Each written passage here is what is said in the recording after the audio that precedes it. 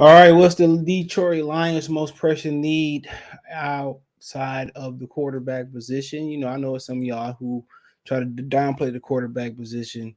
Um, Y'all know how I feel about the quarterback position. It's the most important position in sports, in my opinion, on the playing field in team sports. I mean, there's no denying it, bro. I mean, Joe Burrow showed you, what a transcendent quarterback can do. But you look at the Lions. What's their most pressing need outside of the quarterback position? And we can talk about it. So let's talk about it. I'd love to hear you guys' opinions before I start speaking or after I start speaking. When you look at this roster, a lot of people are going to go to the defensive side. I say, look at the defense, what the defense was ranked, this, that, and the third. But I don't get into defensive rankings like that per se, because if you watch the game, then you already know the offense was holding the defense back. Had the defense had a solid offense, that defense would have finished in the top 15 bare minimum. And I think we all know this. If you know anything about football, if your offense can't pick up first downs, it don't even matter. But I'm not going to explain ancient history. If you don't understand that, then you probably didn't watch the game, or you probably just don't have the competence to even be, you probably don't have the competence to even be like talking. But once you look throughout the roster, obviously it's places that high top probably going to be getting cut with with Trey Flowers, and you look at the defensive end position. I mean, especially if you don't bring back Charles Harris, then um so yeah, I definitely agree. If you don't bring a guy like Charles Harris back, then the end position, the edge position is a very much importance. But when you continue to look further on, if you bring back Harris, you know what I'm saying. Julian Okoye could take a step. Romeo will be back. Who knows what capacity Romeo will be back in? Then we'll have to wait and see. But the edge is very important. But then also, you look at the 3 down linemen, and they didn't produce outside of Liam McNeil last year, who showed some promise. They just simply didn't produce, bro. And you look at the linemen, you got Brockers. Come on, you didn't get no pass rush. Cornell and Azorki, whatever. Some slowed them down after the preseason. I know it's the back injury. Nick Williams. I mean, when you look at them three, them wasn't four defensive ends. Only guy that's capable of getting pressure is Levi and Azorki. So you need somebody else who can get pressure. Nick Williams and Brockers are run stoppers. So you need to find somebody that can really, it don't have to be a superstar. You don't got to be Reggie White or JJ Watt. You need somebody to come in and help, Levi and Zorky push the pocket. But like I said, with Andrew Zorky, one of the things that hurt him was going to a 3-4 defensive end. They need to go back to a 4-3, bro. 3-4 lines have never been a 3-4 team. You look at the guard position.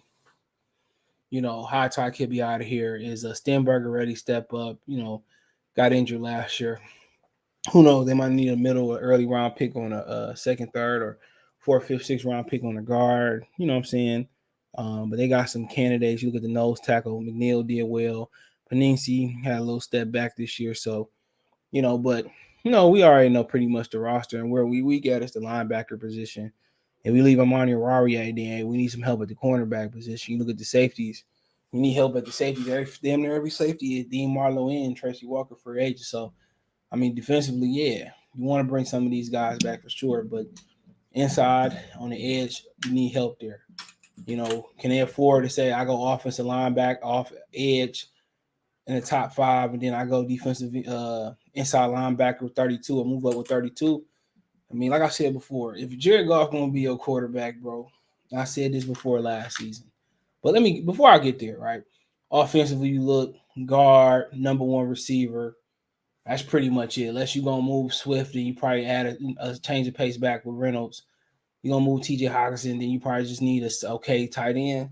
So those would be the only really things I know. You can always use depth at tackle, guard. You know what I'm saying? They got some depth with the Evan Brown and the other Matt Nelson. What is that? Yeah, Nelson, I think it is. So they got depth, but you can never have too much offensive line depth. So yeah, I think always go there. Receiver, they got a lot of slot receivers. They got Cephas. If Raymond come back, Ahmad Ross Brown, you gotta bring Josh Reynolds back to be a good number 2. It seemed like it was a good fit to help Jared Goff off. So, kicker punter pretty good. So that's just pretty much where we at right now with the Lions, bro. You either say, you know what, and we know we just talk about need. We not talking about draft, free agency. We talking about need. You know what I'm saying? Outside the quarterback position. And if you had to say, well, what do you look? What am I looking to shore up the most? And one thing I'm looking to shore up the most is if golf gonna be my quarterback, then I gotta find a number one guy, bro. I think that's the most pressing need. Not that's necessarily the highest need, but they gotta find a guy that could be number one. They got to find a guy that can stretch the field, got some size on him. Him and Reynolds will stretch the field. He can move the chains possession wise. He can run a little bit.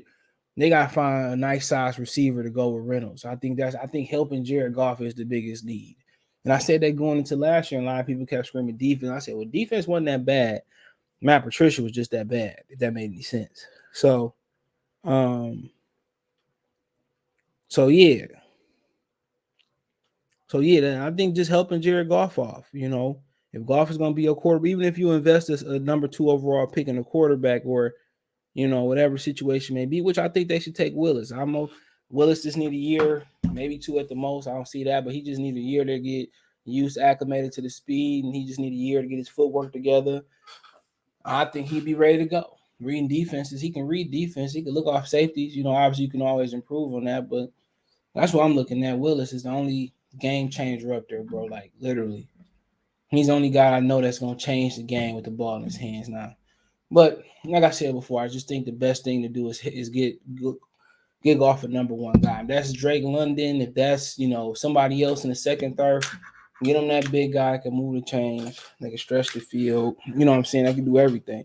If that's the Wilson kid from Ohio State, you gotta take some capital from next year, put it with your capital this year, and move back up in the top 15 or 10 to get him. That's what you gotta do. If he fall to you, like the dude from Arkansas, Traylon, you like London down there. You know what I'm saying? You like a few guys down there, then so be it.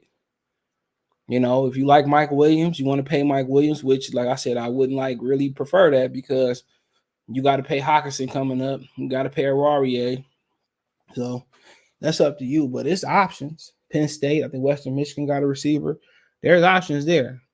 But really, eyes on Wilson. If Wilson run a dog 40, bro, my eyes might as well do what they should have did last year. When they should have just took Fields and took Sewell Fields.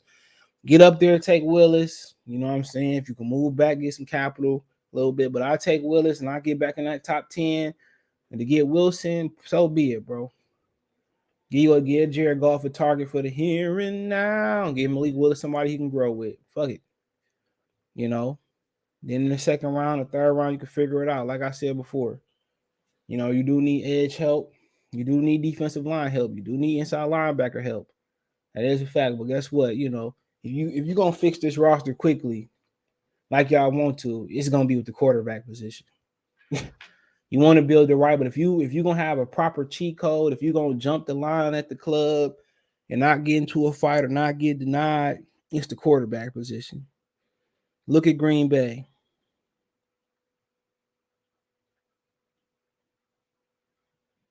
Look at Green Bay.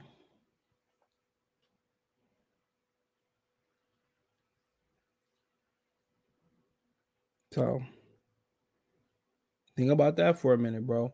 That if you really want to look at Green Bay, they really were allowed to cut the line and cut corners because of Aaron Rodgers. That's what they was really allowed to do. They was really allowed to cut corners and all that because of Aaron Rodgers. No matter how great the defenses was in New England, they wasn't gonna do it without Brady. No matter how great the Legion of Boom was with Matt Flynn, they wasn't gonna win. So you look at all the different, if San Francisco had that guy, shit, they probably would be going for a three-peat this season. Probably would complete it with the team they got in hand. It's too important. Without John Elway, it ain't no Terrell Davis for real. It all go hand in hand. And John needed Terrell too. Terrell was my favorite all-time running backs. But quarterbacks, franchise quarterbacks erase erase holes. And when you don't have them and they get injured and they gotta take some time off or break their leg or whatever, and they go on the franchise struggle. Peyton Manning. How you think they got Andrew Luck? That's how you know you got a special quarterback. Everything ain't got to be perfect for them to win games. Cincinnati was beyond perfect. I mean, beneath perfect. And Joe Burrow's covered up a lot of deficiencies. Now, did the play calling catch up with him off of people play? What offensive line? Play calling was bad. You got to play call like you got a bad offensive line. They both was bad. I think the offensive line play calling for Cincinnati was offensive play calling was both just as putrid. I think the play calling might have been a little bit worse than offensive line play. You know, so great quarterbacks erase divots in the team, holes in the team. So when you talk about the biggest need, obviously it's quarterback. You know, look at Green Bay. You take Rodgers off that roster, put Love in there, man, they worse than us. All of a sudden, corners ain't covering. All of a sudden, linemen ain't blocking. All of a sudden, receivers ain't, running the routes as hard. Shit. When you got a quarterback that people want to play for and play with, hey, free agency become a lot less harder. It becomes easy. So, like I said before, we talking outside that quarterback position, man. I think getting Goff the number one guy is the biggest priority. It's the biggest hole. I know people expected me to say safety, edge, linebacker, shit, kicker, crackhead on the corner. And to me, my stance hasn't changed since seeing Jared Goff, before seeing Jared Goff in the Lions uniform from last season. Get Goff the number one guy and just let him go. See what you got. You got Reynolds. You see he did really good. Get Goff a number one guy. And see where it goes. Even if you draft a guy, get Goff a number one guy, bro, and see, how he flourishes. But that's just my opinion. Let me know what you girls and guys think. Thumbs up the video, share the video, subscribe to the channel. Next subscribe button is the bell icon button. Hit all notifications. Increase your chance to get notifications. We go live or drop a video. Check out Detroit Lions Talk playlist. I want to financially support the channel. Cash App, $CJ Good 313, Venmo CJ Good 313, PayPal link in the description.